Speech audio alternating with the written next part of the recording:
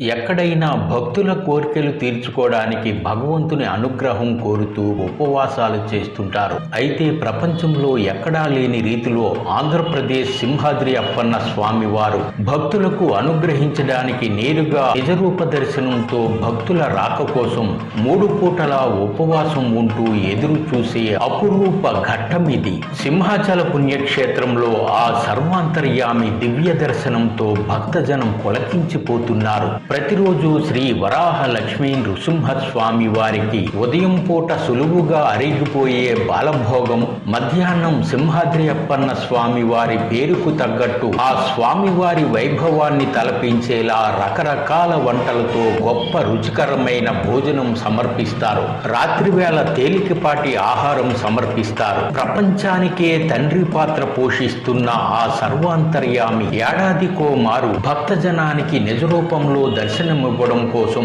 ఉపవాసం చేయడం విశేషం. ఆ రకంగా సింహాద్రినాథుడు ఆదివారం రాత్రి ఆహారం తీసుకున్న తర్వాత నుంచి తెల్లవారితే మంగళవారం వరకు భక్తజనానికి దర్శనమిచ్చేందుకు ఉపవాసం ఉన్నారు. ఆ స్వామివారికి తిరిగి తెల్లవారితే మంగళవారం తొలి విడత చందన సమర్పణ అనంతరం ఒకే మారు 3 ఆరాధనలు సమర్పించి 3 మార్లు నివేదనం ఒకే మారు సమర్పించడం ఆచారంగా వస్తోంది.